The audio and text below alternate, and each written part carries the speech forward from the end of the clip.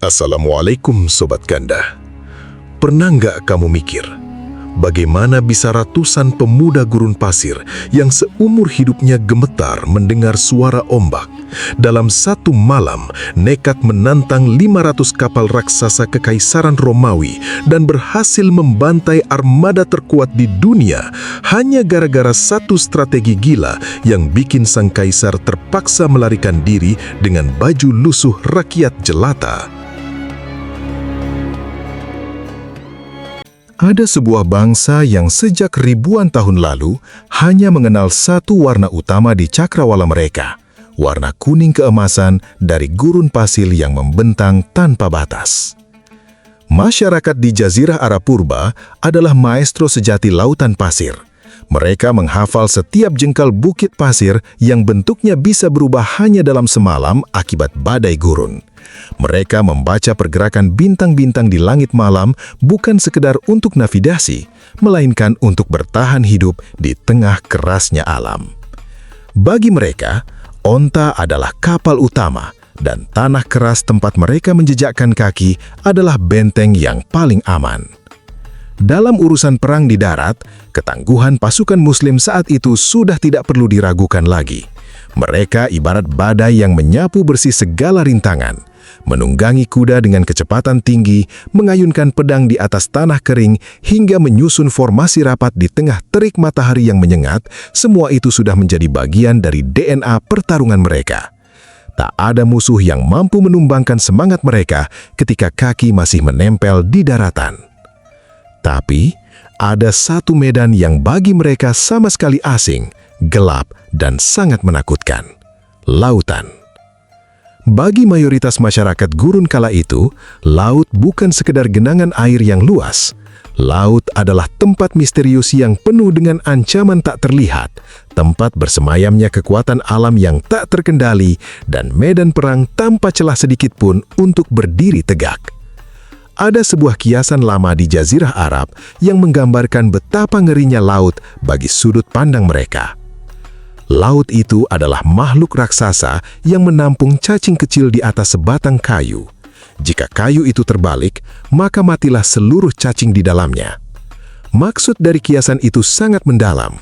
Di atas daratan, ketika kuda bertarung jatuh atau perisai pecah, seorang prajurit masih bisa berdiri, berlari, atau bertarung sampai tetes darah terakhir. Tapi di tengah lautan, ketika papan kayu kapal bocor atau dihantam gelombang raksasa, hanya ada dua pilihan yang menanti: tenggelam dalam kegelapan samudra yang dingin atau menjadi mangsa makhluk laut. Tak ada tempat berlari, tak ada tanah keras untuk dipijak. Namun sejarah dunia tidak pernah berjalan dengan menunggu siapapun merasa nyaman. Memasuki pertengahan abad ke-6 Masehi, peta geopolitik di kawasan Timur Tengah dan Mediterania berubah dengan kecepatan yang sangat luar biasa. Hanya dalam hitungan dekade setelah wafatnya Rasulullah, panji-panji Islam meluas secara spektakuler di bawah kepemimpinan kekhalifahan Khulafaur Rasyidin. Kekaisaran Persia Sasanian yang telah berdiri berabad-abad akhirnya runtuh. Wilayah-wilayah strategis seperti Syam yang meliputi area Syria, Palestina, Yordania, dan Libanon saat ini, serta tanah Mesir yang sangat subur berhasil dibebaskan. Kemenangan demi kemenangan di daratan membuktikan betapa tangguhnya taktik dan keberanian pasukan Muslim. Kota-kota benteng jatuh dan masyarakat di wilayah baru mulai merasakan stabilitas di bawah naungan pemerintahan yang adil. Namun, di balik gemerlap kemenangan darat yang luar biasa itu, ada satu celah raksasa yang menganga lebar. Sebuah titik lemah mematikan yang siap menghancurkan seluruh pencapaian tersebut dalam sekejap. Celah raksasa itu membentang sepanjang garis pantai Mediterania. Di seberang laut sana, ada satu raksasa tua yang sedang menahan amarah yang sangat membara, Kekaisaran Bizantium atau yang dikenal sebagai Romawi Timur. Meskipun terdesak dan terusir dari tanah Mesir dan Syam di daratan, Bizantium masih memegang satu senjata pungkasan yang tidak dimiliki oleh siapapun di wilayah itu: armada laut yang maha dahsyat. Selama ratusan tahun, Kekaisaran Bizantium menganggap Laut Mediterania sebagai Mare Nostrum, sebuah istilah bahasa Latin yang berarti laut kita. Mereka adalah penguasa mutlak samudra. Kapal-kapal perang Bizantium yang dikenal dengan sebutan Dromon adalah monster-monster kayu yang sangat lincah, kokoh, dan dilengkapi dengan senjata-senjata pelontar yang mematikan. Prajurit laut mereka dididik sejak kecil untuk menguasai gelombang, membaca arah angin, dan bertarung di atas air tanpa rasa ragu. Bagi Bizantium, kekalahan mereka di daratan hanyalah kemunduran sementara. Mereka tahu pasti bahwa pasukan Muslim tidak memiliki tradisi bahari. Mereka tahu betul bahwa orang-orang gurun sangat asing dengan lautan. Maka Bizantium memanfaatkan Laut Mediterania sebagai markas raksasa untuk melancarkan taktik teror, hit and run. Bayangkan situasi mencekam yang harus dihadapi oleh penduduk kota-kota pesisir seperti Alexandria di Mesir atau Tripoli di Syam saat itu. Hari-hari mereka dipenuhi dengan kecemasan yang tak kunjung usai. Tanpa ada peringatan sama sekali, dari balik kabut pagi di tengah lautan, tiba-tiba muncul puluhan kapal perang Bizantium dengan layar-layar terkembang. Mereka merapat ke pantai, menembakkan anak panah api ke arah pemukiman, menurunkan ribuan prajurit bersenjata lengkap, merampok pasokan makanan, membakar galangan kapal lokal, lalu dengan santai berlayar kembali ke tengah lautan lepas sebelum pasukan darat Muslim sempat berbuat apa-apa. Ketika pasukan berkuda Muslim tiba di garis pantai dengan pedang terhunus dan napas terengah-engah, yang tersisa hanyalah puing-puing bangunan yang terbakar dan tangisan histeris warga. Di garis horizon jauh di sana, kapal-kapal Bizantium berlayar perlahan, seolah-olah mengejek pasukan Muslim yang hanya bisa berdiri mematungi di atas pasir pantai. Kejadian ini tidak hanya terjadi sekali atau dua kali, melainkan berulang-ulang. Situasi ini benar-benar membuat para komandan Muslim berada dalam posisi yang sangat dilematis. Percuma mereka memenangi ribuan pertempuran di daratan jika garis pantai mereka terus-menerus diteror oleh armada musuh. Ekonomi terancam lumpuh, jalur perdagangan laut mati total, dan keselamatan rakyat di sepanjang pesisir berada di titik terendah. Dari sinilah muncul sebuah kesadaran yang sangat pahit, namun membakar jiwa. Pasukan Muslim tidak bisa terus-menerus berteduh di balik kenyamanan gurun pasir. Mereka tidak bisa lagi membelakangi lautan dan berpura-pura bahwa ancaman di atas air itu tidak ada. Jika mereka ingin melindungi rakyatnya, jika mereka ingin menjaga keutuhan wilayahnya, dan jika mereka ingin menyebarkan kedamaian hingga ke ujung dunia, mereka harus berani menatap laut, menantang gelombang, dan belajar bertarung di tempat yang paling mereka takuti. Sebuah keputusan besar yang bertolak belakang dengan tradisi nenek moyang mereka selama berabad-abad.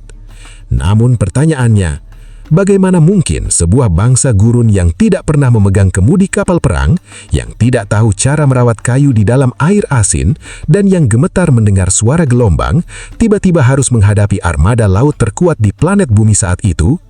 Dari manakah keberanian gila itu berasal? Dan siapa sosok visioner di balik layar yang berani mencetuskan ide nekat ini untuk pertama kalinya? Di balik indahnya garis pantai pesisir Syam yang membentang luas, ada sosok gubernur muda yang hatinya tak pernah benar-benar tenang. Namanya adalah Muawiyah bin Abi Sufyan. Setiap kali berdiri di tepi benteng pertahanan Damaskus atau berjalan di sepanjang pelabuhan tua Levan, mata Muawiyah tidak hanya menikmati hembusan angin laut atau kilauan air Mediterania yang terpapar sinar matahari. Mata pemuda itu melihat jauh melewati garis horizon. Di sana, dia membayangkan bahaya mematikan yang sedang mengintai. Muawiyah adalah seorang strategi yang sangat visioner.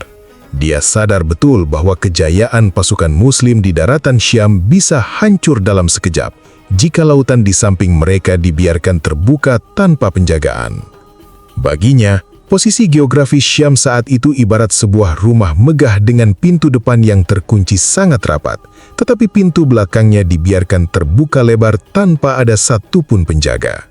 Dan pintu belakang itu adalah Laut Mediterania. Dari atas kapal-kapal perang Bizantium yang lalu lalang, musuh bisa dengan sangat mudah mengawasi setiap pergerakan pasukan Muslim di darat. Mereka bisa memilih kapan saja waktu yang tepat untuk mendarat, membakar kota dan membantai warga sebelum menghilang kembali ke tengah lautan.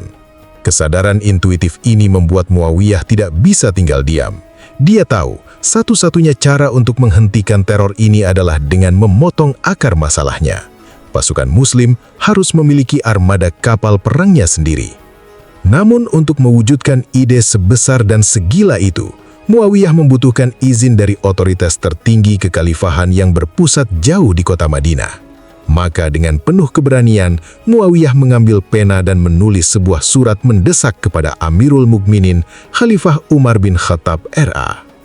Dalam suratnya, Muawiyah menggambarkan situasi darurat yang dialami oleh masyarakat di pesisir Syam secara sangat gamblang. Wahai Amirul Mukminin, musuh-musuh kita di lautan sangatlah dekat dengan garis pantai kita. Rakyat di kota-kota pesisir bahkan bisa mendengar suara gonggongan anjing dan kokok ayam milik pasukan Romawi dari atas kapal-kapal perang mereka. Jarak mereka begitu dekat. Izinkanlah hamba membangun armada kapal perang untuk menghadang mereka di laut. Surat itu melintas ribuan kilometer gurun pasir hingga akhirnya sampai ke tangan Khalifah Umar bin Khattab di Madinah. Membaca pesan darurat dari gubernur mudanya, Umar bin Khattab terhenyak. Beliau duduk terpaku di dalam kediamannya yang sederhana. Bagi kalian yang mengenal sosok Umar bin Khattab, beliau bukan sekedar pemimpin yang tegas dan ditakuti musuh, melainkan seorang pemimpin yang memiliki rasa tanggung jawab atau mas'uliyah yang sangat dahsyat terhadap nyawa rakyatnya. Umar adalah pemimpin yang pernah menangis sendirian di malam hari hanya karena takut seekor keledai terperosok di jalanan Irak, khawatir Allah akan menuntut tanggung jawab darinya. Lantas bagaimana mungkin beliau bisa dengan mudah mengizinkan ribuan prajuritnya naik ke atas kapal kayu dan bertarung di tengah lautan yang ganas? Umar tidak ingin mengambil keputusan secara gegabah.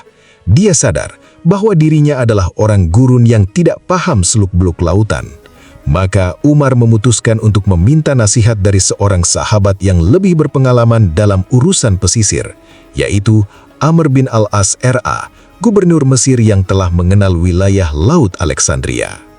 Surat balasan pun dikirim ke Mesir. Umar bertanya secara mendalam, "Wahai Amr, gambarkanlah kepadaku apa itu lautan dan bagaimana rasanya berada di atas kapal." Jawaban yang ditulis oleh Amr bin Al-As menjadi salah satu catatan sejarah paling terkenal yang menggambarkan betapa mengerikannya lautan bagi pandangan masyarakat Arab kala itu. Amr menulis balasan dengan bahasa yang sangat dramatis namun jujur. "Wahai Amirul Mukminin, aku telah melihat laut. Laut itu adalah makhluk yang sangat raksasa, sementara manusia yang menaikinya hanyalah makhluk-makhluk kecil yang tak berdaya. Di atas laut, engkau hanyalah cacing kecil di atas sebatang kayu yang terapung. Jika airnya tenang, ia akan meremukkan hatimu karena cemas. Jika airnya bergolak dan berbadai, ia akan menghilangkan akal sehatmu.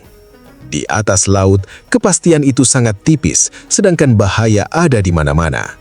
Jika kapal itu selamat, engkau akan terheran-heran. Namun jika kapal itu tenggelam, engkau akan hancur tanpa sisa." Membaca gambaran mencekam dari Amr bin Al-As, tubuh Umar bin Khattab gemetar. Rasa takut akan keselamatan jiwa prajuritnya semakin memuncak. Beliau membayangkan ribuan pemuda Muslim terombang-ambing di tengah badai, tenggelam ke dasar laut tanpa bisa ditolong. Tanpa ragu sedikit pun, Umar mengambil keputusannya secara tegas. Beliau menulis surat balasan kepada Muawiyah di Syam, berisi penolakan mutlak. "Demi Allah yang jiwaku berada di tangannya, aku tidak akan pernah membawa seorang pun prajurit Muslim ke atas lautan itu. Demi Allah, satu nyawa seorang Muslim jauh lebih berharga bagiku daripada seluruh kekayaan yang ada di wilayah Bizantium. Tahan pasukanmu dan fortifikasilah daratanmu." Pintu itu tertutup rapat. Impian Muawiyah untuk membangun armada laut pertama Islam harus terkubur dalam-dalam. Selama kepemimpinan Umar bin Khattab, strategi pertahanan Muslim tetap berfokus total pada daratan. Namun sejarah terus bergulir, roda waktu berputar dan kepemimpinan Islam mengalami pergantian setelah wafatnya Khalifah Umar bin Khattab. Kepemimpinan kekhalifahan kini dilanjutkan oleh Khalifah Utsman bin Affan. Memasuki masa kepemimpinan Utsman, ancaman armada Bizantium bukannya mereda, namun justru semakin brutal dan tidak terkendali. Kapal-kapal perang Bizantium melancarkan serangan besar-besaran ke pelabuhan Alexandria di Mesir. Mereka membakar galangan kapal lokal, merusak fasilitas pelabuhan dan menawan banyak rakyat sipil. Teror laut Romawi ini telah berada di tingkat yang sangat membahayakan stabilitas seluruh wilayah kekhalifahan. Muawiyah melihat bahwa situasi ini tidak lagi bisa ditoleransi. Dengan hati-hati dan penuh penghormatan, Muawiyah kembali menulis surat kepada Khalifah Utsman bin Affan di Madinah. Kali ini, Muawiyah melampirkan bukti-bukti empiris dan data-data serangan Romawi. Dia menjelaskan bahwa strategi bertahan di darat sudah tidak lagi cukup untuk melindungi rakyat dari gempuran kapal-kapal perang musuh yang bergerak sangat cepat. Khalifah Utsman bin Affan membaca surat itu dengan pertimbangan yang sangat matang. Beliau duduk bermusyawarah bersama para sahabat senior di Madinah. Utsman memahami kekhawatiran almarhum Umar bin Khattab terhadap keselamatan pasukan. Namun di sisi lain, Utsman juga melihat realitas pahit di lapangan bahwa membiarkan lautan kosong tanpa perlawanan sama saja dengan menyerahkan rakyat pesisir ke mulut serigala. Setelah melalui pemikiran yang panjang dan doa yang khusyuk, Khalifah Utsman bin Affan akhirnya mengambil sebuah keputusan yang sangat bersejarah, yang berani. Izin membangun armada laut resmi diberikan. Namun sebagai pemimpin yang sangat bijaksana, Utsman menetapkan satu syarat utama yang sangat ketat dan menggetarkan hati. Utsman menegaskan kepada Muawiyah, "Aku izinkan engkau membuka jalur laut itu, wahai Muawiyah. Namun ingat pesan pentingku ini. Jangan pernah memaksa satupun prajurit untuk naik ke atas kapal. Jangan seret mereka dengan kekuasaanmu. Jangan rekrut mereka dengan paksaan. Pilihlah hanya mereka yang dengan sukarela melangkahkan kakinya, mereka yang hatinya rindu akan syahid, dan mereka yang siap menaruhkan nyawanya untuk membela agama Allah di atas gelombang lautan." Syarat ini menjadi pondasi paling mendasar dari pembentukan armada laut pertama Islam. Pasukan yang akan berlayar nanti bukanlah pasukan yang digerakkan oleh ketakutan terhadap komandan, melainkan pasukan yang didorong oleh ketulusan niat dan keberanian murni dari dalam dada mereka sendiri. Restu dari Madinah telah keluar, lampu hijau telah menyala terang dari kediaman Khalifah Utsman bin Affan. Kini tugas berat berpindah ke tangan Muawiyah di Syam dan Abdullah bin Sa'ad di Mesir. Bagaimana cara mereka menyulap kayu-kayu pohon menjadi ratusan kapal perang dalam waktu singkat? Waktu terus berjalan dan armada Bizantium siap menyerang kapan saja.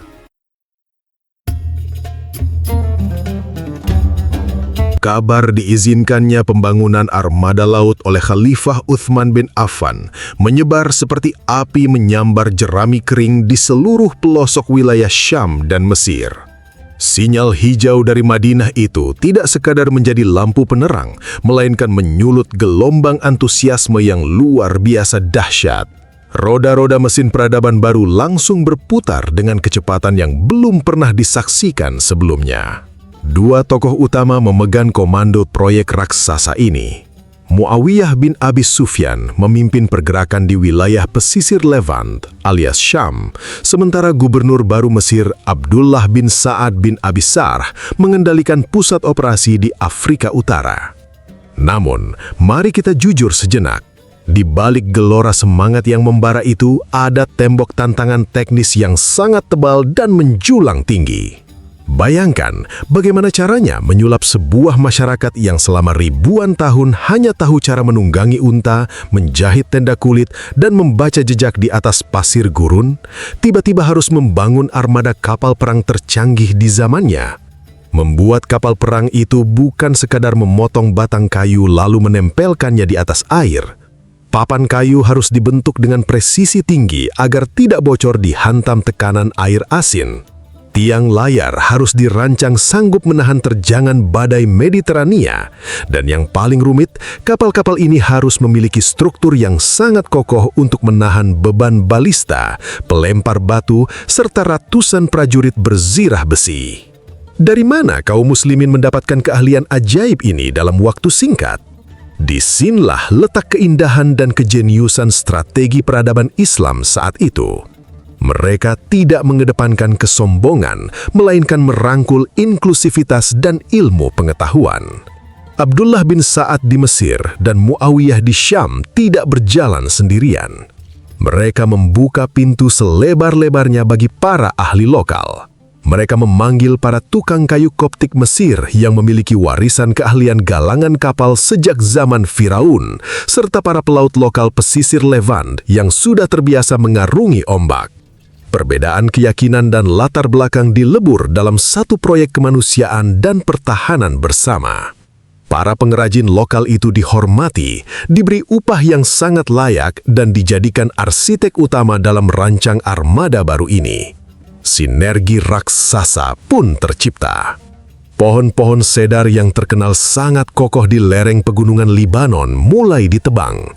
Batang-batang kayu raksasa yang harum dan tebal itu diturunkan dari atas bukit, ditarik menuju pelabuhan-pelabuhan tua di Tripoli, Acre, dan Java.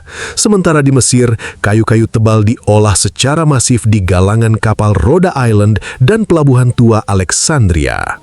Coba kalian bayangkan pemandangan luar biasa yang terjadi di sepanjang garis pantai Mediterania kala itu.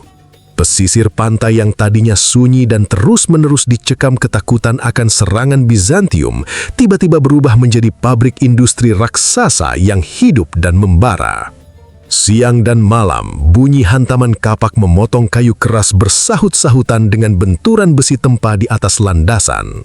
Bau debu gurun yang kering perlahan-lahan tergantikan oleh aroma khas kayu cedar segar, lelehan ter cair pelapis lambung kapal, dan bau asin embusan angin laut. Tukang-tukang besi menempa ribuan paku raksasa. Para wanita memintal benang-benang serat menjadi tali-talian kencang dan merajut kain-kain layar raksasa yang tebal. Di atas pasir pantai, lambung-lambung kapal kayu mulai berdiri berjajar rapi. Rangkanya yang melengkung indah tampak seperti tulang-tulang rusuk paus raksasa yang sedang dibangun kembali di tepi lautan. Semangat kerja di galangan kapal ini benar-benar menggebu-gebu. Setiap orang merasa sedang menjadi bagian dari lahirnya sebuah sejarah baru yang agung. Namun, menghadirkan kapal perang barulah separuh perjuangan. Tantangan yang jauh lebih berat justru ada pada manusianya. Bagaimana cara melatih para pemuda gurun menjadi pelaut tangguh? Sesuai pesan sakral dari Khalifah Uthman bin Affan, tidak ada satupun prajurit yang diseret secara paksa. Perekrutan dilakukan secara murni atas dasar kesukarelaan, dan hasilnya luar biasa. Ribuan pemuda dari berbagai kabilah Arab berbondong-bondong mendaftarkan diri. Hati mereka membara oleh keinginan untuk melindungi saudara-saudara mereka di pesisir dan merindukan kemuliaan di jalan Allah. Proses pelatihannya sungguh menjadi pemandangan yang menggelitik sekaligus luar biasa dramatis. Para pemuda berkulit legam yang terbiasa memegang tali kendali unta di atas tanah stabil, kini harus belajar menyeimbangkan tubuh di atas papan kayu yang bergoyang-goyang di hempas ombak. Banyak di antara mereka yang pada minggu-minggu pertama mengalami mabuk laut berat, muntah-muntah, dan limbung saat melangkah di atas dek. Tapi tekad mereka terbuat dari baja. Mereka belajar cara mengikat tali-talian dengan berbagai jenis simpul mati. Jemari mereka yang kasar belajar menarik kain layar raksasa di tengah tiupan angin kencang. Mereka melatih otot-otot lengan mereka untuk mendayung secara serentak dalam satu ritme yang harmonis. Bahkan navigasi mereka pun mengalami transformasi mendalam. Jika dulunya mereka membaca bintang di langit malam untuk mencari arah bukit pasir berikutnya, kini mereka belajar membaca bintang utara untuk memandu kapal membelah kegelapan samudra yang tak bertepi. Dari hari ke hari, keraguan di mata para pemuda gurun itu memudar, tergantikan oleh kilatan percaya diri seorang pelaut sejati.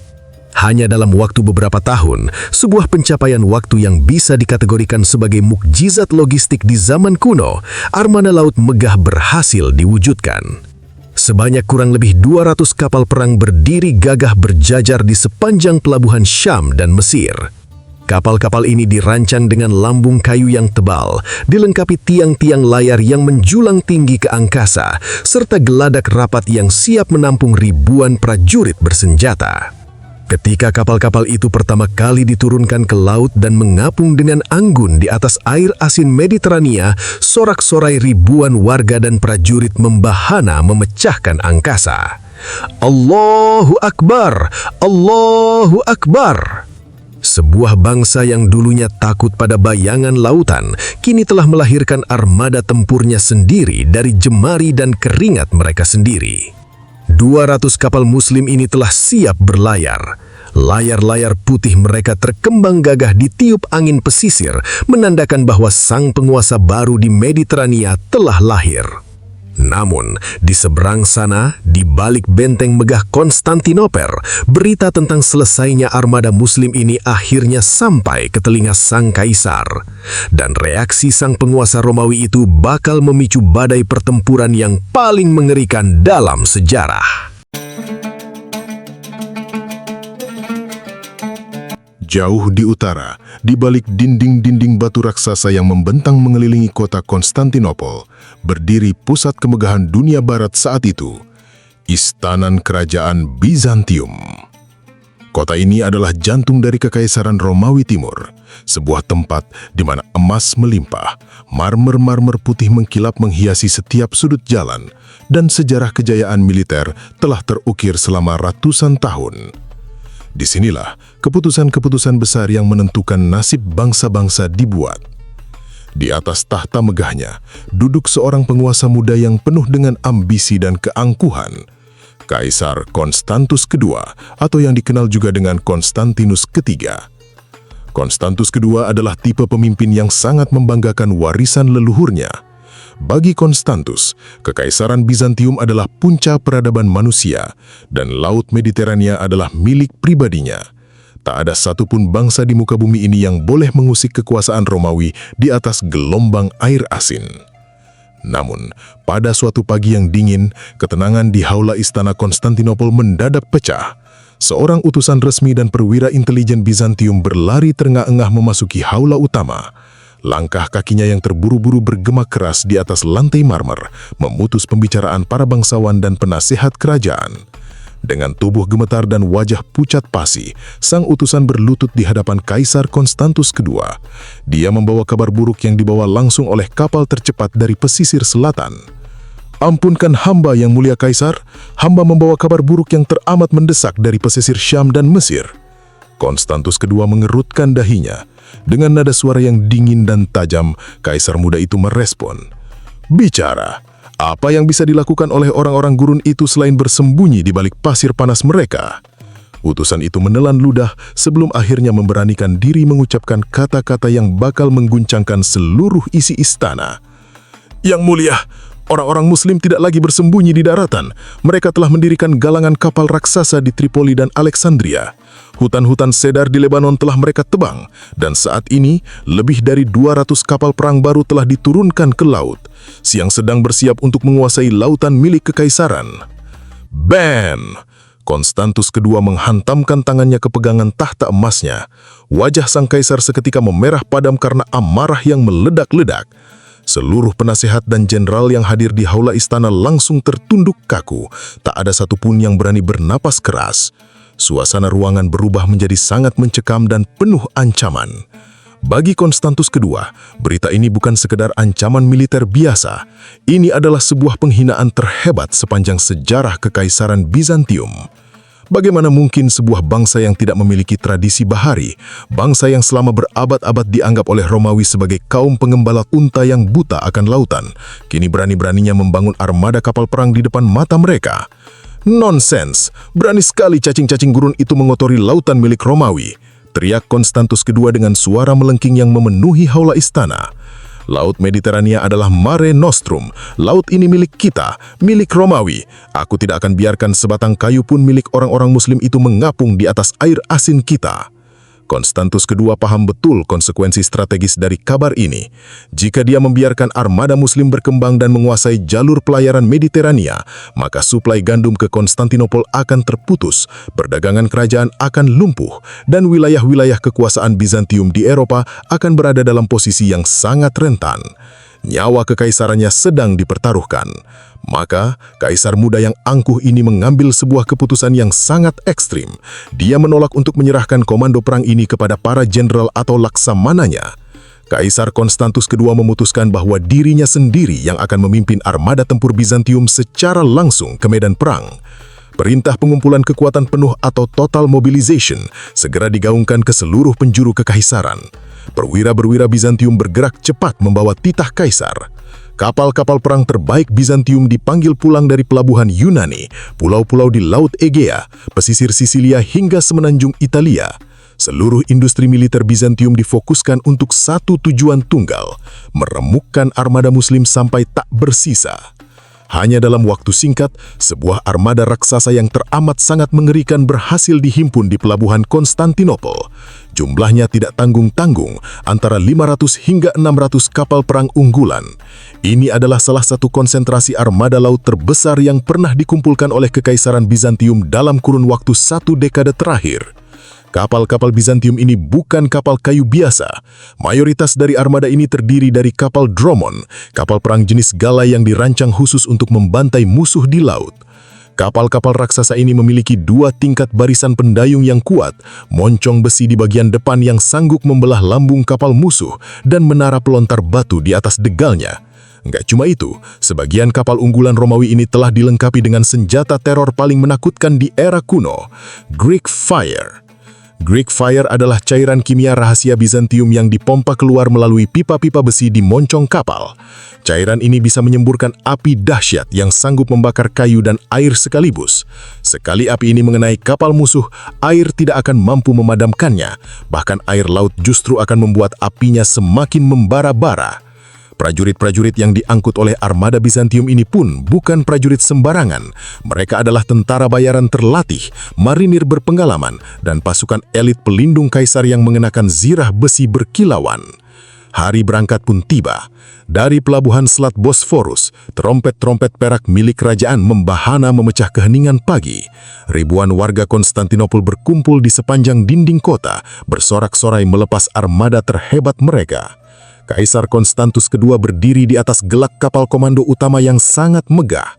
Kapal kaisar dihiasi dengan ukiran-ukiran emas yang menyilaukan dan mengibarkan bendera kebesaran Romawi berwarna ungu. Sang kaisar mengenakan baju zirah emas dan mantel kebesarnya, memandang lautan dengan senyum tipis yang penuh kesombongan.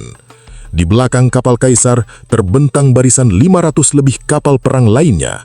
Tiang-tiang salainya yang jumlahnya ribuan tampak begitu rapat. Jika dilihat dari jauhan, permukaan air laut Selat Bosforus tidak lagi terlihat. Yang tampak hanyalah sebuah kota kayu yang raksasa melayang di atas air. Dengan penuh percaya diri, Konstantus II memberikan perintah terakhirnya sebelum berlayar ke selatan. Layar dikembangkan, kita berlayar untuk menghapus nama musuh dari atas permukaan lautan. Armada Bizantium yang mematikan itu membelah ombak menuju ke selatan Mediterania, bagaikan badai hitam yang siap menelan apa saja yang menghalangi jalannya. Sementara itu, di pelabuhan Alexandria, laporan intelijen tentang bergeraknya 500 kapal tempur Bizantium di bawah pimpinan langsung Kaisar Konstantus II akhirnya sampai ke telinga komandan armada Muslim, Abdullah bin Sa'ad bin Abi Sarah. Berita itu benar-benar menguji ketahanan mental pasukan Muslim. 200 kapal kayu buatan baru melawan 500 hingga 600 monster laut berpengalaman yang dilengkapi senjata api cair. Secara matematis dan logika militer, ini adalah misi bunuh diri. Pasukan Muslim kalah jumlah lebih dari 2 kali lipat, kalah pengalaman, dan kalah teknologi pertempuran laut. Beberapa penasehat militer mulai merasa cemas, namun Abdullah bin Sa'ad menatap para prajuritnya dengan mata yang tajam dan tenang. Dia tahu, mundur bukanlah sebuah pilihan. Jika mereka mundur, pesisir Mesir dan Syam akan dibantai tanpa ampun oleh Konstantus II. Kita tidak bertempur karena jumlah kapal kita yang banyak, dan kita tidak bertempur karena keahlian kita di atas laut, tegur Abdullah bin Sa'ad kepada para prajuritnya. Biarkan Romawi datang dengan kesombongannya, kita akan menyambut mereka dengan iman kita. 200 kapal Muslim mulai menaikkan angkar mereka. Layar-layar putih dibentangkan. 2 armada raksasa dari 2 peradaban terbesar di dunia kini sedang bergerak saling mendekati. Medan pertempuran telah ditentukan di perairan dingin tak jauh dari pesisir Likia, dekat tempat yang bernama Phoenix. Di sanalah takdir penguasa lautan Mediterania akan ditentukan secara berdarah.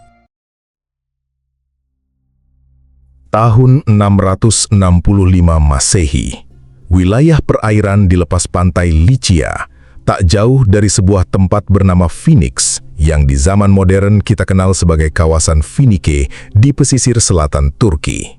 Pagi itu, udara di atas Laut Mediterania terasa begitu dingin menusuk tulang. Embun tebal melayang pelan di atas permukaan air asin, menciptakan lapisan kabut tipis yang menyelimuti lautan. Suasana di sekitar pantai begitu sunyi. Hanya ada suara deburan ombak pelan yang menghantam tebing-tebing batu karang dan deritan halus lambung kapal kayu yang bergoyang mengikuti irama gelombang. Di tengah kesunyian itu, 200 kapal perang Muslim mengapung tenang.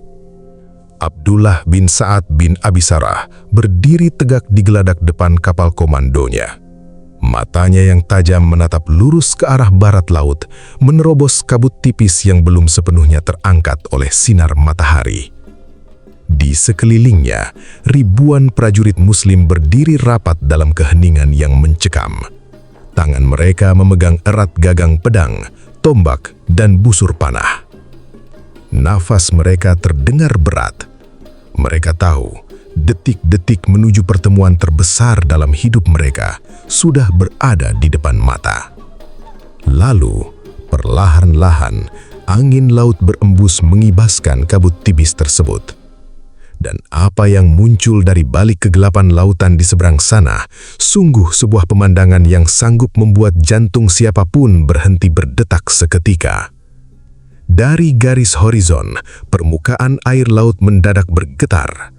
Satu persatu, lambung kapal kayu raksasa milik Kekaisaran Bizantium muncul membelah gelombang.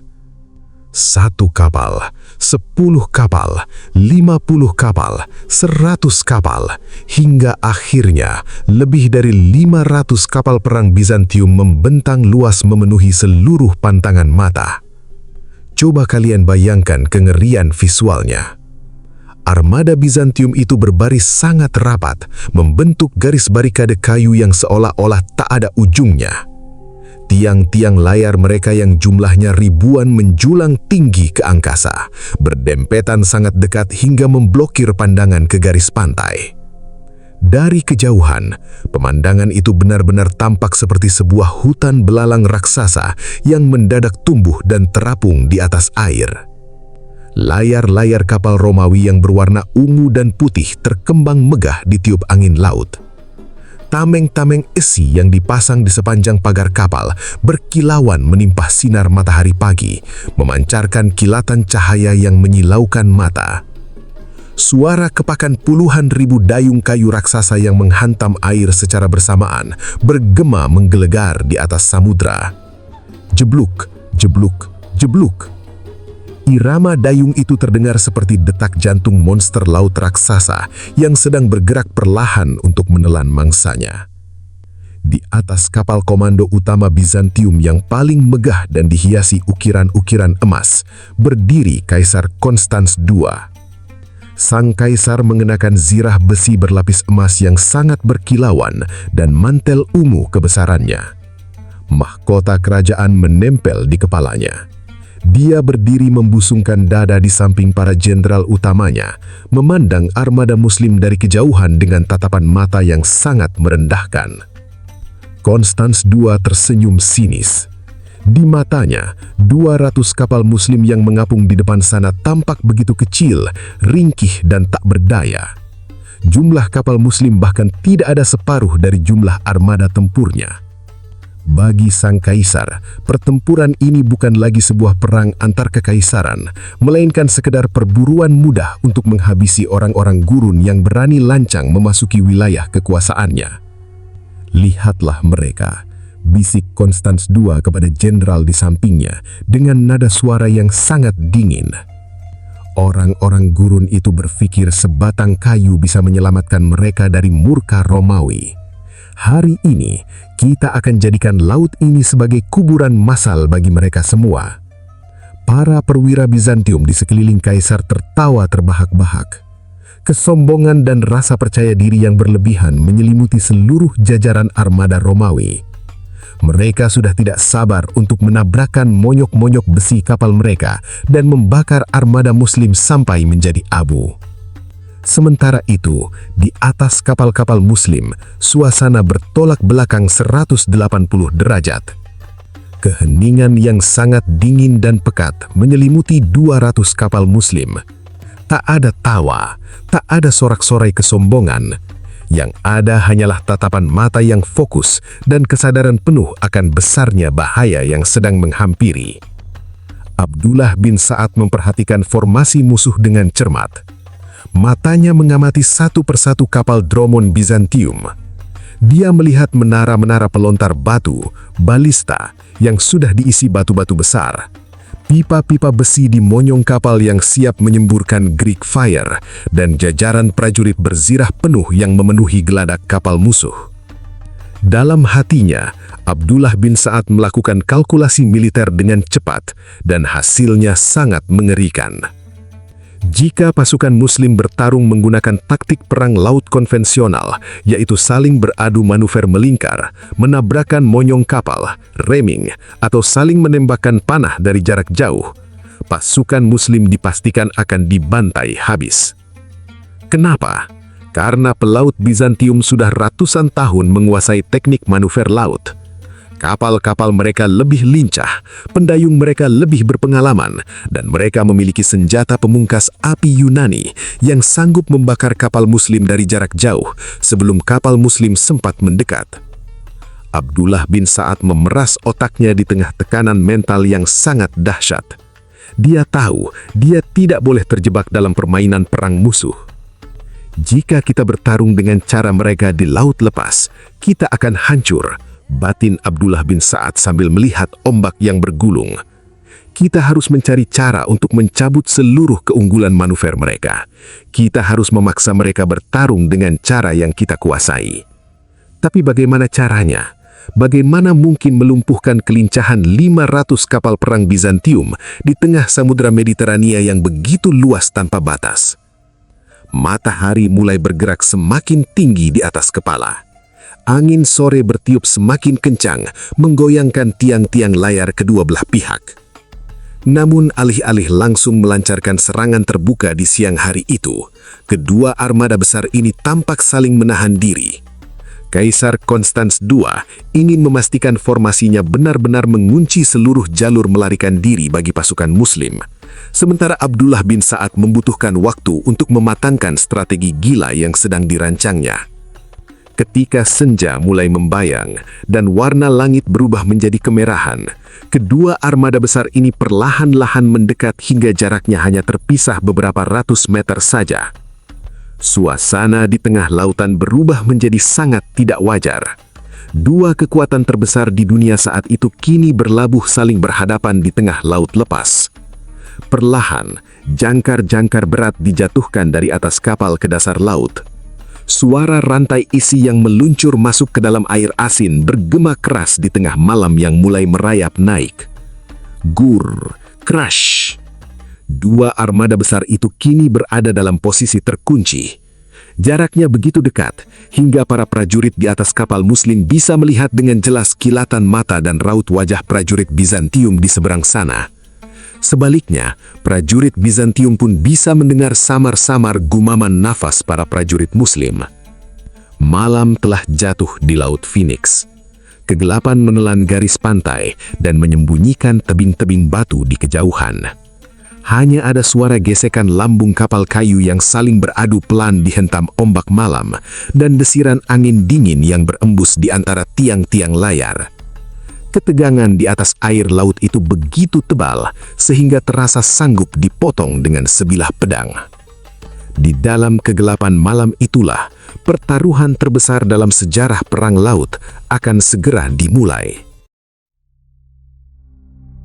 Malam akhirnya benar-benar jatuh di perairan Phoenix. Kegelapan samudera menyelimuti lautan luas tanpa ampun. Langit malam itu bagaikan kain beludur hitam yang sangat pekat, tanpa sinar bulan maupun kerlipan bintang. Hanya ada dinginnya embusan angin laut yang menusuk hingga ke sumsum tulang, berembus pelan melintasi dua armada raksasa yang mengapung saling berhadapan di tengah lautan lepas. Jarak antara kedua kekuatan besar ini begitu dekat. hanya dipisahkan oleh bentangan air beberapa ratus meter saja. Di dalam kegelapan yang pekat itu, kontras suasana antara kedua kubu sungguh terasa sangat luar biasa, ibarat dua dunia yang bertolak belakang. Di atas 500 lebih kapal perang Bizantium, pesta pora membahana sejak senja mulai tenggelam. Cahaya obor meliuk-liuk terang di sepanjang geladak kapal-kapal Dromon mereka, memantulkan warna keemasan di atas permukaan air laut yang gelap. Dari kejauhan, terdengar jelas dentingan piala-piala perak yang saling beradu, gelak tawa yang penuh keangkuhan, serta riuhnya alunan musik dan nyanyian perang. Para prajurit Romawi merayakan apa yang mereka anggap sebagai kemenangan yang sudah pasti sebelum pertarungan bahkan dimulai. Kaisar Konstans II beristirahat di dalam kabin mewahnya dengan penuh ketenangan. Bagi prajurit Bizantium, orang-orang gurun di seberang sana hanyalah mangsa empuk yang besok pagi tinggal ditenggelamkan ke dasar samudra. Rasa percaya diri yang berlebihan telah membakar kewaspadaan mereka. Namun, di atas 200 kapal Muslim, atmosfernya sungguh bertolak belakang. Sebuah keheningan yang amat syahdu dan menggetarkan jiwa menyelimuti seluruh geladak kayu. Tidak ada obor yang dinyalakan secara mencolok. Tidak ada tahwa. Tidak ada kesombongan sedikit pun. Abdullah bin Sa'ad paham betul apa yang sedang dirasakan oleh pasukannya. Ini adalah malam terakhir sebelum pintu gerbang takdir dibuka lebar-lebar esok hari. Banyak di antara prajurit ini yang belum pernah bertempur di atas laut. Dan esok, mereka harus berhadapan dengan kematian di medan pertarungan yang paling mereka takuti. Maka, alih-alih membiarkan kecemasan melahap jiwa para prajuritnya, Abdullah bin Sa'ad memberikan instruksi yang sangat menyentuh hati. Sucikan diri kalian, berdirilah di hadapan Rob kalian, dan mintalah ketetapan hati untuk esok hari. Air wudhu mulai dikucurkan perlahan dari drum-drum penampung kayu, dan malam itu, sebuah pemandangan paling mengharukan dalam sejarah peperangan terjadi di tengah laut Mediterania. Di atas papan-papan kayu yang bergoyang pelan mengikuti irama ombak malam, ribuan prajurit Muslim merapatkan barisan. Mereka berdiri bahu-membahu dalam saf-saf solat malam, Qiyamul Lail. Bayangkan betapa indahnya momen itu. Di tengah lautan luas yang gelap gulita, suara lantunan ayat-ayat Al-Quran bergema lembut dari atas ratusan kapal.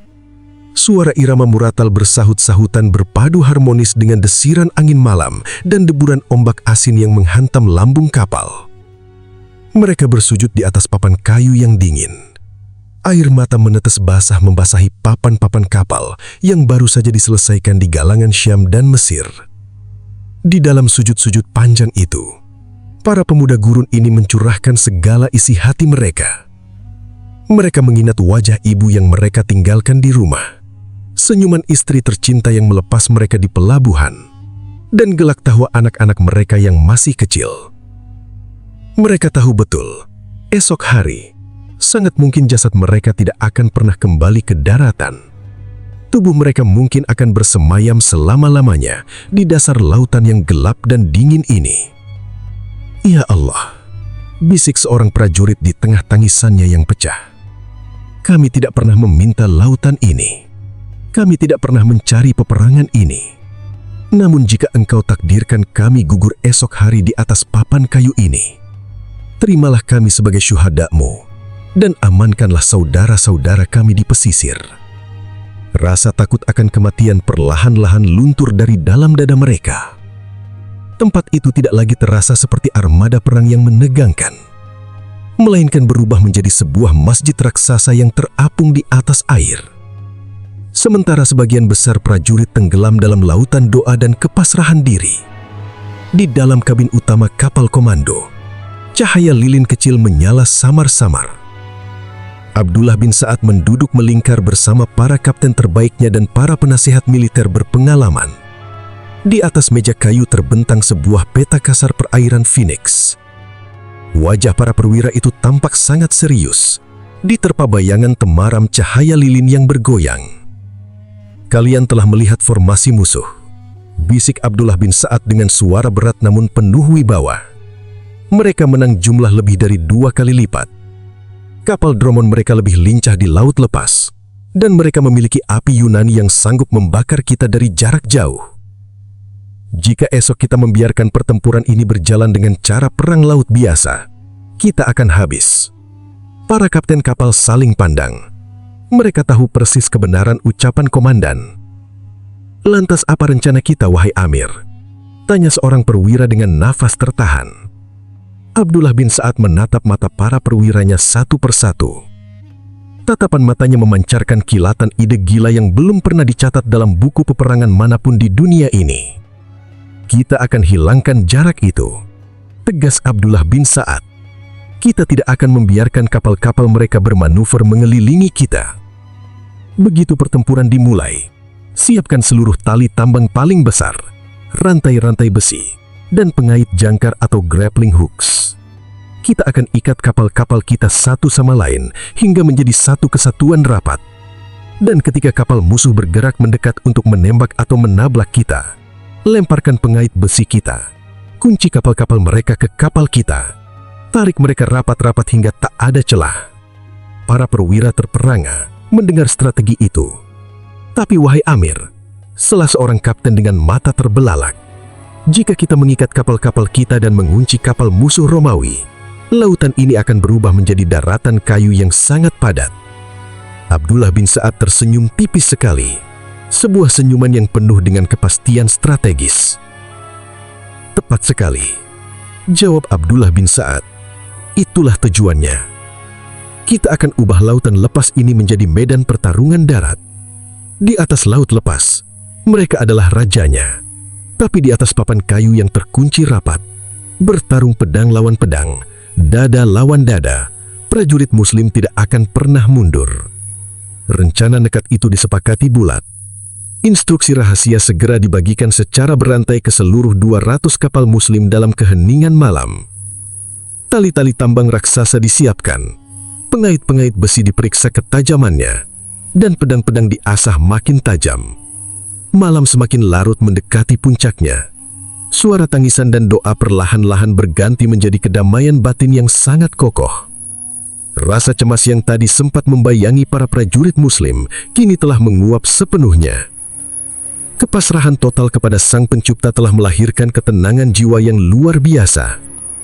Mereka siap menghadapi apapun yang akan terjadi esok hari. Di seberang sana, lagu-lagu pesta porak kapal Bizantium perlahan-lahan mulai senyap saat para prajurit Romawi tertidur lelap dalam buaian anggur dan kesombongan. Ketika garis abu-abu fajar menyingsing di ufuk timur merobek tirai kegelapan malam di perairan Phoenix, seluruh prajurit Muslim sudah berdiri tegak di atas geladak kapal mereka. Pedang telah terhunus, perisai telah dipasang di lengan, dan tali-tali pengikat telah berada di jemari mereka. Matahari terbit esok pagi bukan lagi membawa ketakutan, melainkan menyalakan api keberanian yang siap menggelegar di atas samudera. Crash!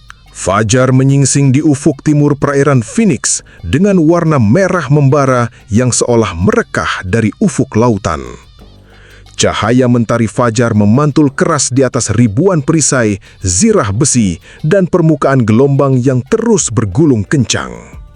Kabut tipis malam seketika tersapu bersih oleh angin pagi. Dan begitu jarak pandang terbuka lebar, jendrang perang raksasa di atas kapal komando Bizantium langsung digebuk dengan sangat kencang. Boom, boom, boom. Suara trompet perak kekaisaran Bizantium membahana memecah angkasa, bersahut-sahutan di antara ratusan kapal mereka. Dari atas geladak megahnya, Kaisar Konstans II mengangkat pedang emasnya tinggi-tinggi ke udara, memancarkan kilatan penuh amarah dan kesombongan. "Serang! Tenggelamkan mereka semua ke dasar samudera! Jangan biarkan satupun dari mereka kembali ke daratan!" Seketika itu juga, ribuan pendayung Romawi menghantamkan dayung-dayung kayu raksasa mereka ke dalam air asin secara bersamaan. Air laut di sekeliling 500 kapal Bizantium mendidih dan berbuih putih. Armada raksasa Romawi itu meluncur deras bak gelombang bah mematikan, Moncong-moncong besi kapal Dromon mereka diarahkan tepat ke jantung armada Muslim. Pipa-pipa pelontar Greek Fire mulai dipanaskan, dan menara balista telah terisi anak panah raksasa pelubang lambung kapal. Mereka bergerak lincah dengan satu niat bulat, membelah dan menghancurkan 200 kapal Muslim dalam satu gempuran dahsyat.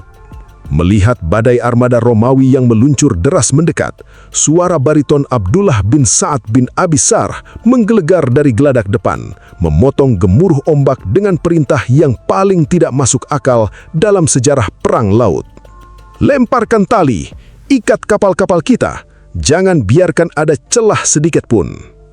Perintah gila yang dirancang di tengah kegelapan malam tadi kini dieksekusi dengan kecepatan luar biasa. Para prajurit Muslim melompat ke pinggiran kapal. Tanpa ragu sedikit pun, jemari mereka yang berurat kencang melemparkan tali-tali tambang sedar berdiameter tebal dan rantai-rantai besi berat melintasi lambung kapal rekan-rekan mereka. Serak, ceklek. Kapal pertama diikat kuat ke kapal kedua ditarik rapat ke kapal ketiga dikunci ke kapal keempat. Rantai-rantai besi dilingkarkan di sekeliling tiang-tiang utama, ditarik oleh puluhan prajurit hingga simpul-simpul mati terkunci tanpa celah. Dalam hitungan menit, 200 kapal perang Muslim yang tadinya terpisah-pisah di atas lautan lepas, kini menyatu dan terkunci rapat menjadi satu benteng kayu terapung raksasa yang sangat solid.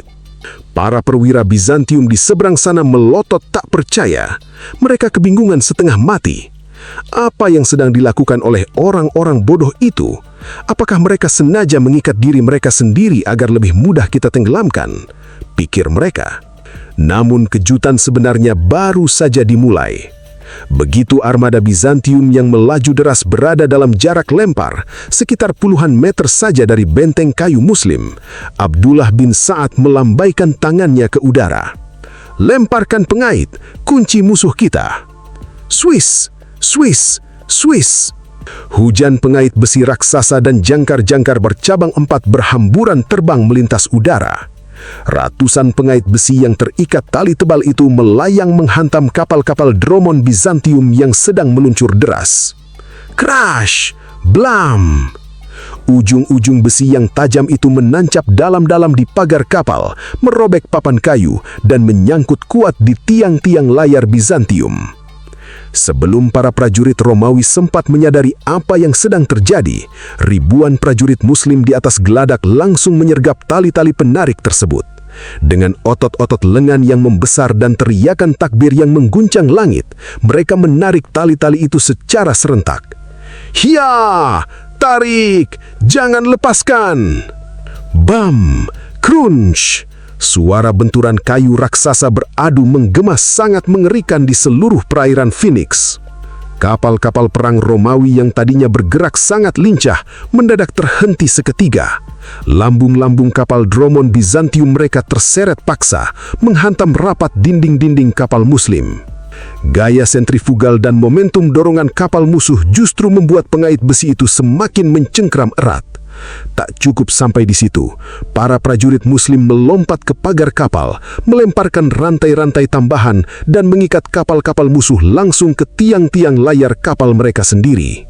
Satu kapal Romawi terkunci, 2 kapal Romawi terseret, 50 kapal Romawi terjebak, hingga akhirnya ratusan kapal Bizantium ikut terseret masuk ke dalam pusaran ikatan raksasa ini. Efek domino yang terjadi sungguh di luar nalar manusia. Lautan lepas Mediterania yang tadinya begitu luas tanpa batas, tiba-tiba lenyap ditelan oleh bentangan papan-papan kayu yang terikat rapat. Ratusan tiang layar dari kedua belah pihak saling berbenturan, tali-tali kapal saling melilit rumit, dan layar-layar raksasa menyatu menutup pandangan ke langit. Pemandangan di tengah samudra itu tampak persis seperti sebuah hutan tiang kapal raksasa yang sangat rapat dan membentang luas. Dari situlah sejarah mencatat pertempuran legendaris ini dengan nama Perang Dat As-Sawari, The Battle of the Masts, atau Perang Tiang-Tiang Kapal. Taktik jenius Abdullah bin Sa'ad bekerja dengan kesempurnaan 100%. Seluruh keunggulan militer yang dibanggakan oleh Kekaisaran Bizantium seketika musnah tanpa bekas. Manuver lincah kapal Drummond lumpuh total. Kapal-kapal mereka sekarang terkunci kaku, tidak bisa bergerak maju ataupun mundur. Taktik menabrakkan moncong besi dari samping sama sekali tidak bisa dilakukan. Tidak ada celah bagi kapal Bizantium untuk mengambil ancang-ancang meluncur. Senjata teror Greek Fire sangat berbahaya bagi mereka sendiri. Jika mereka menyemburkan api Yunani ke arah kapal Muslim yang menempel rapat, angin laut akan menerbangkan kobaran api itu kembali membakar kapal-kapal Bizantium yang sedang berdempetan di sekelilingnya. Satu-satunya opsi yang tersisa bagi armada raksasa Romawi adalah melakukan apa yang paling dihindari oleh kaisar mereka. Bertarung dalam jarak dekat, muka dengan muka, di atas panggung kayu raksasa. Lautan Mediterania resmi disulap menjadi medan pertempuran darat. Abdullah bin Sa'ad mencabut pedangnya yang berkilauan menembus cahaya matahari. Matanya menyala-nyala oleh semangat jihad yang membara. Dia menatap ribuan pasukannya yang sudah tidak sabar untuk bertarung. Wahai pasukan Allah, daratan telah kita ciptakan di atas lautan. Sekarang maju dan rebut kemenangan kalian. Allahu Akbar! Allahu Akbar! Sorakan takbir membahana memecah angkasa. Ribuan pedang terhunam dari sarungnya. Badai pertempuran jarak dekat yang paling brutal dan berdarah dalam sejarah kuno resmi pecah di atas hutan tiang kapal. Dar, blam, crash! Begitu perintah Abdullah bin Sa'ad membelah angkasa, benteng kayu raksasa di tengah laut Mediterania itu mendadak meledak dalam pertempuran jarak dekat yang paling brutal, paling berdarah, dan paling mengerikan yang pernah dicatat oleh pena sejarah. Tidak ada lagi jarak, tidak ada lagi ruang untuk mundur, tidak ada lagi kesempatan untuk berhitung taktik. Ribuan prajurit Muslim melompati pagar-pagar kapal dengan pedang-pedang terhunus di tangan dan takbir yang membakar dada. Mereka melompat melintasi jurang antar geladak, menerjang langsung ke atas dek kapal-kapal Drummond Bizantium tanpa rasa ragu sedikit pun. Crash! Crunch! Denting besi pedang yang saling beradu membahana memecah keheningan samudra. Suara benturan perisai kayu berlapis besi berpadu kencang dengan jeritan perang ribuan prajurit dan derita kayu-kayu kapal yang bergesekan dihantam gelombang. Udara di sekitar Laut Phoenix yang tadi pagi begitu bersih dan asin, kini seketika berubah menjadi panas, pekat, dan bau besi yang menyengat akibat penguapan darah dan asap api yang mulai membumbung tinggi ke udara. Coba kalian bayangkan adegan gila yang sedang berlangsung di atas panggung kayu raksasa itu. Ini bukan lagi pertempuran laut biasa di mana pasukan hanya bertukar tembakan anak panah dari kejauhan. Ini adalah pembantaian jarak dekat di atas arena yang terus terombang-ambing. Papan-papan geladak kapal kayu yang licin oleh ter dan cipratan air laut kini mulai dibasahi oleh genangan darah segar. Setiap kali ombak besar menghantam lambung kapal, panggung kayu itu bergoyang kencang, membuat ratusan prajurit tergelincir, saling bertabrakan, dan bertarung sambil menjaga keseimbangan tubuh di atas papan yang terus bergerak. Anak panah berhamburan bagaikan hujan lebat di udara. Tombak-tombak panjang ditusukkan menerobos celah-celah perisai dan sabetan pedang terjadi dari jarak yang begitu dekat hingga para prajurit bisa merasakan hembusan nafas panas musuh mereka. Darah mengalir deras dari atas geladak, menetes cepat melewati celah-celah papan kayu kapal lalu menyembur jatuh ke dalam air laut di bawahnya. Dalam hitungan jam, air laut Mediterania di sekitar tempat itu yang tadinya berwarna biru jernih seperti kristal, perlahan berubah warna menjadi merah pekat berdarat-darat. Ombak yang menghantam lambung kapal tidak lagi memancarkan buih putih, melainkan buayan busa kemerahan yang mengerikan. Prajurit-prajurit Bizantium benar-benar terperanjat dan terguncang hebat. Selama ini, pasukan marinir Bizantium dilatih untuk bertempur secara mekanis, menembakkan Greek Fire, mengoperasikan balista, dan bermanuver dari jauh. Mereka memakai zirah isi yang sangat tebal dan berat. Di atas tanah datar, zirah tebal itu adalah pelindung yang hebat. Tapi, di atas geladak kapal yang licin oleh darah dan terus terombang-ambing dihantam ombak, zirah besi berat itu justru berubah menjadi beban maut. Banyak prajurit Romawi yang tergelincir jatuh, tak mampu bangkit lagi karena beratnya baju zirah mereka, lalu dengan mudah ditebas oleh lincahnya prajurit Muslim. Bahkan jika mereka jatuh terlempar ke dalam air laut, zirah besi itu langsung menyeret tubuh mereka meluncur cepat ke dasar samudera yang gelap tanpa pernah bisa muncul kembali ke permukaan. Sebaliknya, prajurit Muslim bertarung bagaikan singa-singa lapar yang lepas dari kandang. Mereka bergerak lincah dari satu geladak ke geladak kapal musuh lainnya. Yang dulunya menunggangi kuda di gurun pasir, kini menyalurkan seluruh keberanian, ketangguhan, dan kerinduan mereka akan syahid ke dalam setiap tebasan pedang. Tidak ada rasa takut di mata mereka. Ketika seorang prajurit Muslim gugur ditebas musuh, prajurit di belakangnya langsung melompat maju menggantikan posisinya sambil mengumandangkan takbir.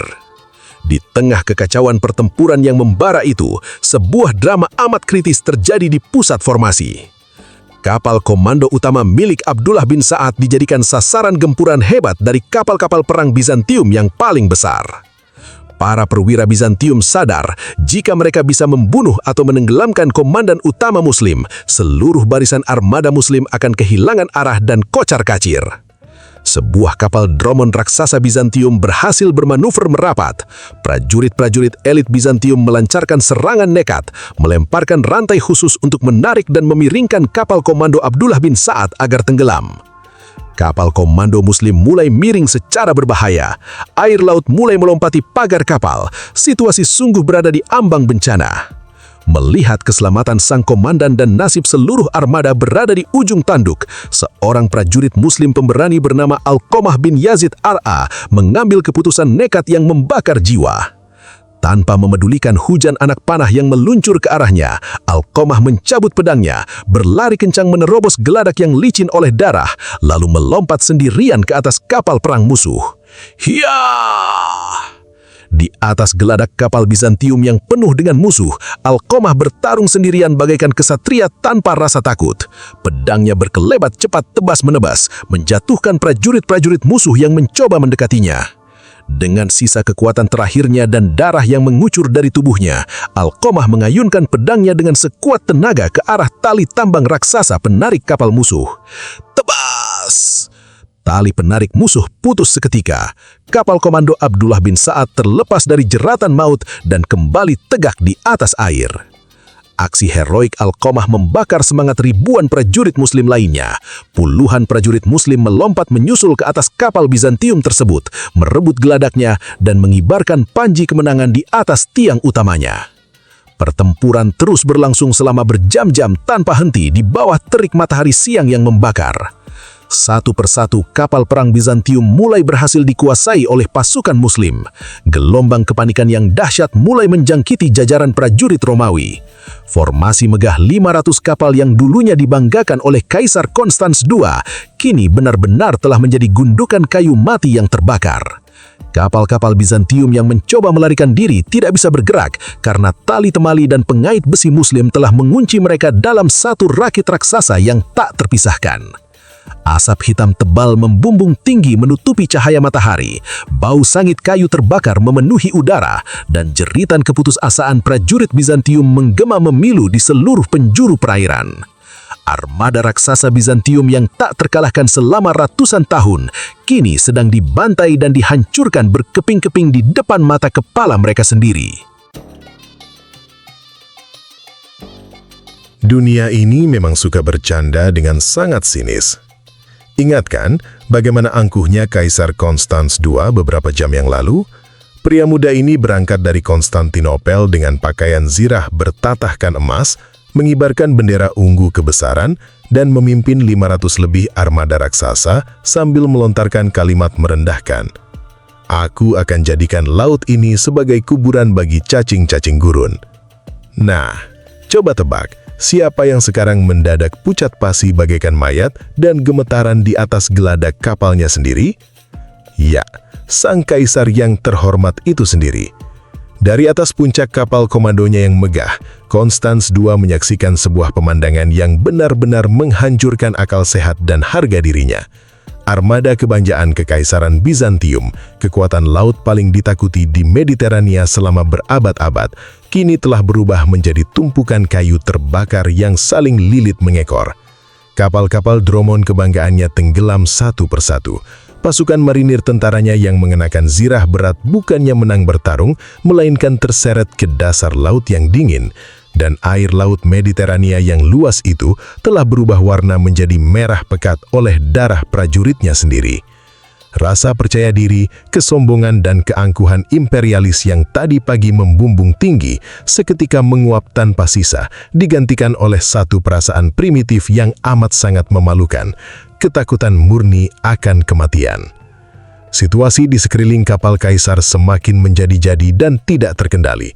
Prajurit-prajurit Muslim yang dipenuhi semangat pantang menyerah semakin beringas.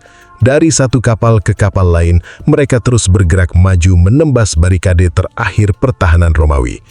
Jarak antara ujung pedang pasukan Muslim dengan kapal komando kaisar kini hanya terpisah beberapa puluh meter saja.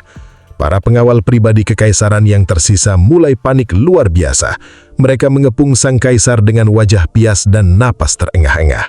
Yang mulia, pertempuran ini sudah kalah total. Kita harus melarikan diri sekarang juga. Jika yang mulia tertangkap atau tewas di tempat ini, kekaisaran Bizantium akan runtuh hari ini juga. Bisik sang perwira pengawal dengan suara gemetar. Konstans II menelan ludah. Matanya terbelalak menyaksikan bendera-bendera Muslim mulai dikibarkan di atas tiang-tiang kapal perang Bizantium di sekelilingnya. Tapi masalahnya bagaimana caranya melarikan diri? Coba kalian bayangkan keadaannya. Kapal komando kaisar itu adalah kapal yang paling menyolok di seluruh lautan. Ukurannya paling besar, dihiasi ukiran-ukiran emas menyilaukan, dan mengibarkan bendera kerajaan berwarna ungu.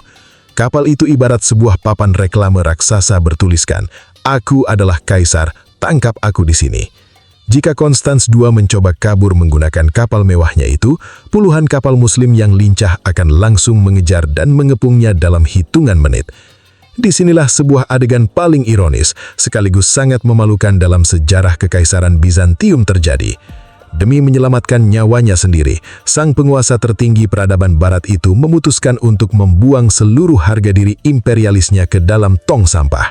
Dengan jemari yang gemetar hebat, Kaisar Konstans II buru-buru mencopot mahkota emas yang melingkar di kepalanya. Dia menarik paksa mantel ungu kebesarannya yang terbuat dari sutra mahal, melucuti baju zirah mewahnya yang berkilauan, dan melemparkan semua atribut kebesaran kekaisaran itu ke atas geladak. Sang kaisar kini bertelanjang dada di dalam kabinnya, ketakutan setengah mati. Lalu mata Konstans II menatap seorang prajurit biasa yang berada di dekatnya, seorang prajurit jelata yang bajunya sudah lusuh, robek dan kotor oleh lumpur dan darah. "Kau, lepaskan bajumu sekarang juga," perintah sang kaisar dengan nada panik. Prajurit malang itu melotot bingung. Namun dalam hitungan detik, skenario penyamaran gila ini dijalankan. Konstans II memaksa prajurit jelata itu mengenakan pakaian kebesaran kaisar. Mahkota emas dipasangkan di kepala prajurit itu, mantel ungu diselimutkan di bahunya, dan zirah emas dipasang di dadanya. Prajurit biasa ini secara mendadak disulap menjadi kaisar Bizantium buatan untuk dijadikan umpama hidup. Sementara itu, Konstans II yang asli, sang kaisar yang mengklaim pemilik Mediterania itu dengan terburu-buru mengenakan baju lusuh prajurit biasa yang berbau keringat dan darah. Penguasa tertinggi Bizantium itu secara resmi menyamar menjadi rakyat jelata yang ketakutan. Serak! Prajurit yang menyamar sebagai kaisar diperintahkan untuk tetap berdiri gagah di geladak kapal utama bersama sisa-sisa pengawal, bertindak sebagai umpan agar perhatian pasukan Muslim tetap tertuju pada kapal megah tersebut. Sementara itu, Konstans II yang asli, berbaju lusuh dan tanpa mahkota, meluncur turun menggunakan tali ke sebuah kapal kecil yang lincah di balik lambung kapal utama.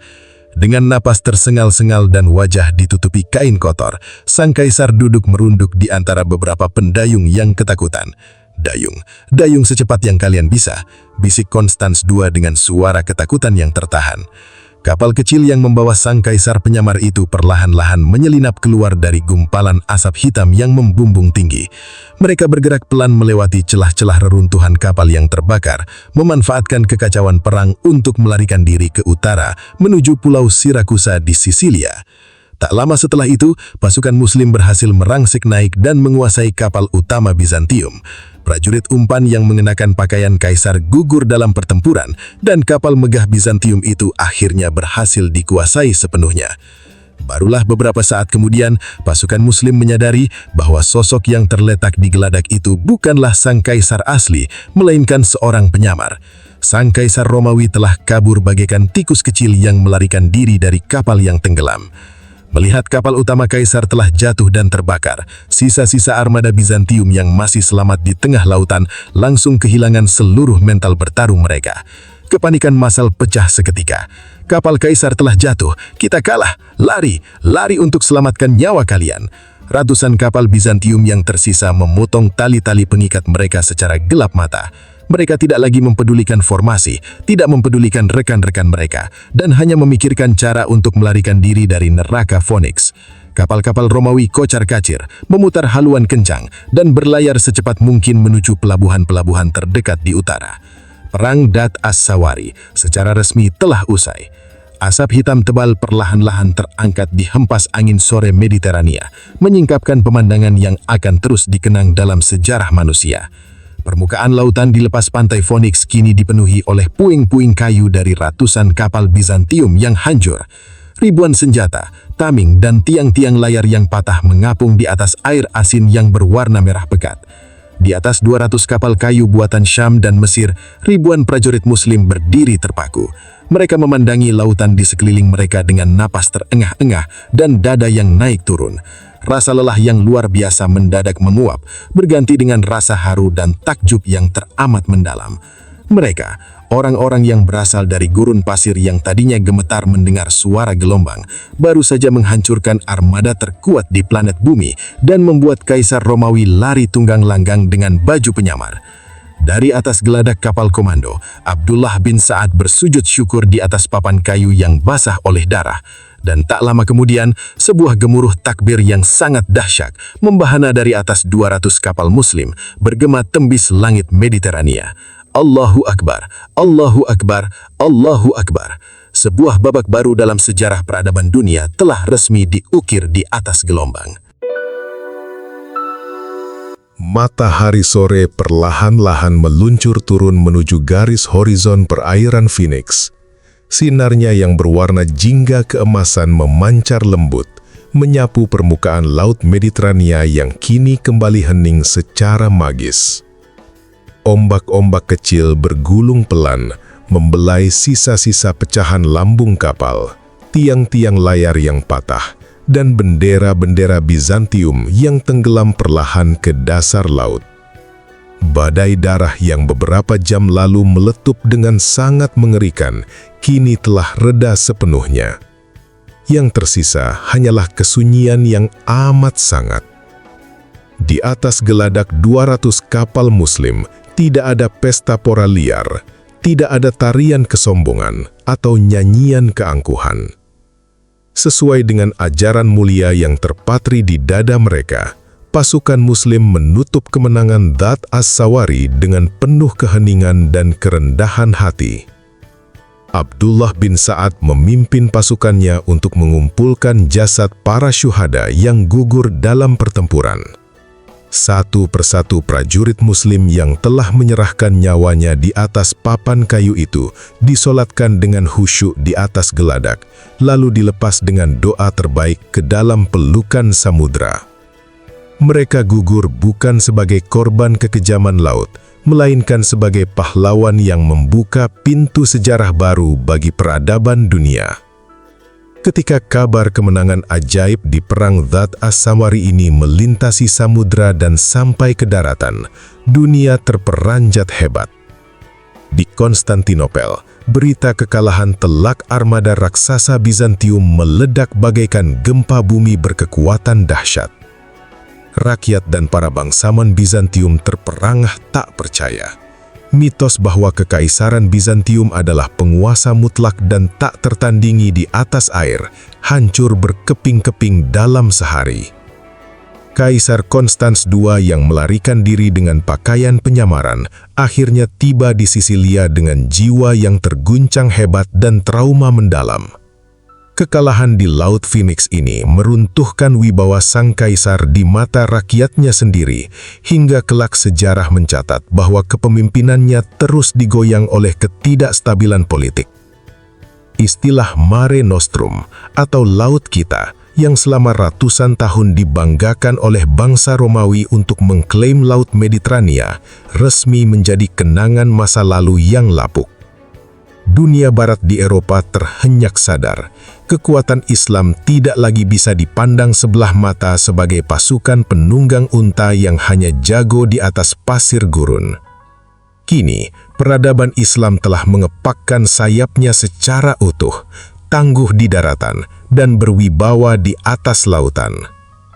Coba kalian renungkan betapa dahsyatnya dampak geopolitik dari kemenangan Perang Dhat As-Sawari ini bagi sejarah Islam. Sebelum pertempuran legendaris ini meletus, garis pantai pesisir Mesir, Syam, dan Afrika Utara selalu hidup dalam kecemasan konstan. Setiap hari, rakyat pesisir harus mengawasi garis horizon karena takut akan serangan kilat kapal-kapal perang Bizantium. Perekonomian pelabuhan lumpuh dan keamanan warga terus terancam. Namun, setelah Perang Dhat As-Sawari, peta kekuatan dunia berubah total 180 derajat. Ancaman invasi Laut Bizantium berhasil ditumpas hingga ke akar-akarnya. Pelabuhan-pelabuhan Muslim di Alexandria, Tripoli, Acre, dan Java bertransformasi menjadi pusat-pusat perdagangan internasional yang sangat makmur, aman, dan bercahaya. Jalur pelayaran Mediterania yang tadinya dikuasai oleh teror Romawi, kini terbuka lebar bagi kapal-kapal dagang Muslim untuk berlayar dengan aman membentangkan kedamaian. Gak cuman itu, kemenangan di Perang Dhat As-Sawari inilah yang menjadi pintu gerbang utama bagi ekspansi Laut Muslim di masa-masa berikutnya. Keberhasilan di Laut Phoenix ini membuktikan bahwa armada Muslim sanggup menguasai navigasi samudra. Dari sinilah lahir penaklukan dan pengamanan pulau-pulau strategis di Mediterania, seperti Pulau Siprus, Rhodes, Kreta, hingga Sisilia. Dan beberapa dekade kemudian, keberanian laut yang lahir di Perang Dhat As-Sawari inilah yang memuluskan jalan bagi pendaratan bersejarah Tariq bin Ziyad menyeberangi Selat Gibraltar untuk membuka era keemasan Islam di Al-Andalus atau Spanyol. Semua kejayaan bahari peradaban Islam di Eropa dan Afrika berakar dari keberanian nekat 200 kapal di Laut Phoenix ini. Kisah epik Perang Dhat As-Sawari ini memberikan sebuah pelajaran hidup yang teramat sangat berharga bagi kita semua yang hidup di zaman modern sekarang ini. Coba kita refleksi sejenak. Para sahabat dan prajurit Muslim saat itu tidak dilahirkan dengan bakat sebagai pelaut. Nenek moyang mereka selama 3000 tahun adalah masyarakat gurun pasir yang asing dengan lautan. Bahkan, lautan adalah tempat yang paling membuat mereka cemas dan takut.